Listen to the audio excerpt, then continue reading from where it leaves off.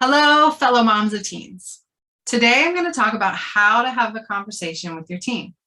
And this is really important because if you're not having conversations, they're not learning any lessons. And this is coming from my weekend lesson, which was how not to have a conversation with your teen.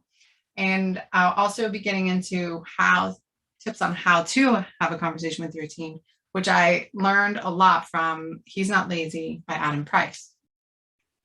Now, with many things, when we want our teens to do something, we need to concentrate on how they need to feel in order to do that. So, if we want to have an open and honest conversation with them, they need to feel secure, free, unafraid, accepted, equal, enough, vulnerable. And there's like a whole series of books by Brene Brown on vulnerability. So a lot of people are not open to be vulnerable.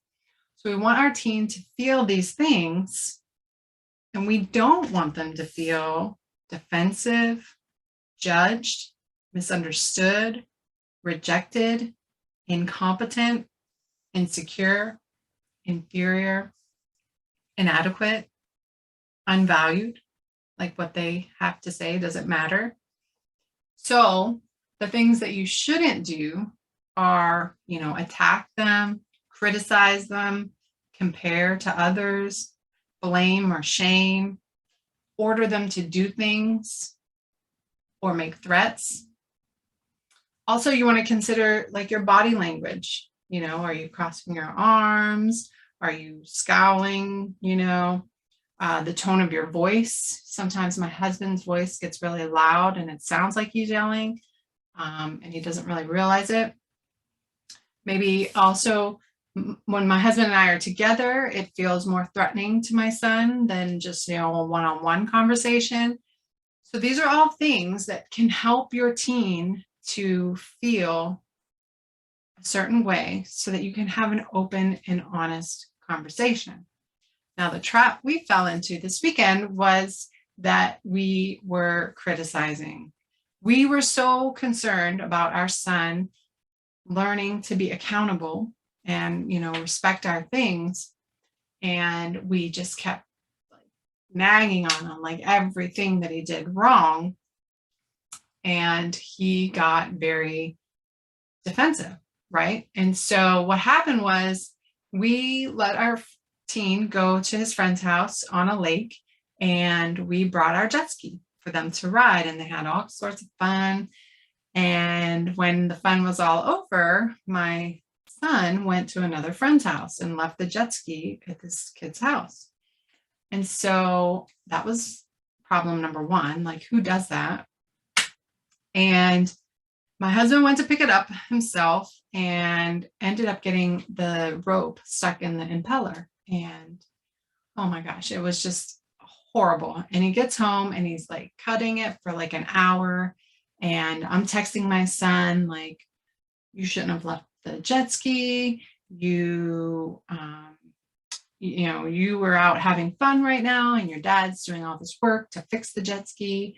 And, his response was like, why are you blaming this on me? It's not my fault, which it wasn't his fault. And I was kind of pushing some blame, but I really was expecting him to come home and maybe help his dad, and maybe feel a little bit responsible for what was happening. And, but that wasn't happening. And then, he wanted to have his friends over, and we started to criticize him for that too. Like, well, the last time you had friends over, you left the towels on the floor and there were chips out on the patio and you didn't respect our things, and, just like criticize after criticize after criticize. And, he felt like we were just trying to make him feel bad and we were just attacking him. And, in the end, we wanted to teach him about accountability and respect for things, but the approach that we were taking was not working. He wasn't listening. He wasn't learning anything, right?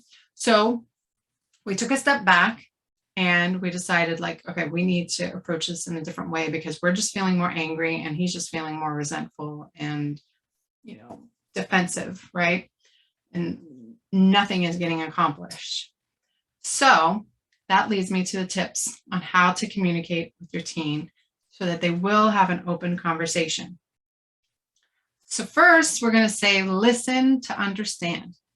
Now, Stephen Covey wrote a book, The 7 Habits of Highly Effective People. He says that many times we are listening to respond instead of listening to understand, which, means that, we're so busy in our head thinking of what we're going to say in return that we're not really listening to what people are saying. And it kind of reminded me of like when I was a kid and I was raising my hand, like my ears shut off. Like anything that teacher was saying, I was not hearing because I was so concerned and thinking about, what I was going to say and how I was going to say it, right? So listening to understand with your teen looks like just like repeating what they said, to let them know that you hear them. And, if your goal is to teach them a lesson, try to understand where they're coming from, see it from their perspective, right? What is driving their decisions? Is it fear? Is it fun? Is it, instant gratification? Or, a number of other things that are causing them to make their decisions. What is it so that we can teach them a lesson for the next time, right? You got to understand where they were coming from in order to help them kind of look a different way, right? And then the second thing is to ask open-ended questions. And this is pretty big in the life coaching area because you want to get an understanding of what's like under all the layers, right? Where are they coming from? What are they thinking? We don't want yes and no answers because it doesn't really like open up the lens, right? We don't want to say like, don't you think you should get good grades? Well, of course, Mom, right? No, we should say something like, how do you think getting good grades will help you in the future? Or why do you think getting good grades is important? What's important to you? And when you're doing this, you're learning more about their thought process and what their priorities are so that you can then teach them a lesson, give them some other ideas, uncover what is going to work best for them in their mind frame in, thinking of their priorities and how you can make it more of a motivation for them, right? And then finally, you want to validate their feelings. So I learned this in couples therapy where it's like, okay, you repeat what they said and then you say, oh, that must make you feel a certain way. And this helps because then you're understanding what they're feeling and they know that you understand what they're feeling, and just opens the door to more understanding and more communication. And then, possibly they'll even let more out and give you even more information. And you tell them that you understand and, maybe even tell them how you can relate to them, right? Because we all were teens once too. And so, the more that you can make it, comfortable for them to have this conversation, more open and more, like I said, secure and unafraid, right? The more they're going to spill their beans. The more you attack or make them feel insecure or, judged, the more they're going to shut down, go in that room and not come back out, right? So to wrap it all up, in the end, the ways we use this, we asked our son, why did you leave the jet ski? He said, well, everyone was going to so-and-so's house and I wanted to go too. Well, the lesson here is, well, next time, maybe you should plan, a start time and an end time. And, then we can all be on the same page. There's the lesson. There's the open communication.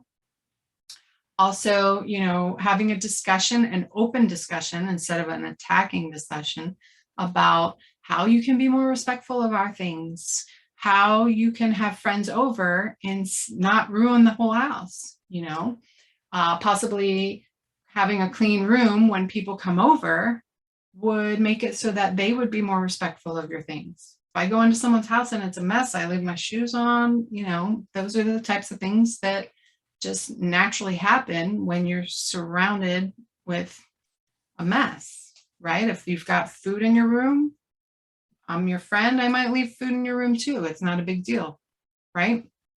So these are just little things that we're able to teach him instead of him shutting down and not even having the conversation at all, right? We learned that the hard way this weekend, but every day is a work in progress. And in the end, our goal was to teach him a little about accountability. And then, we were able to talk. He was listening.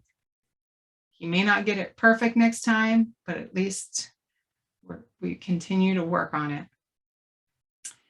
Now, I hope that you are able to use these tips of what not to do having a conversation with your teen and what to do when having a conversation with your teen.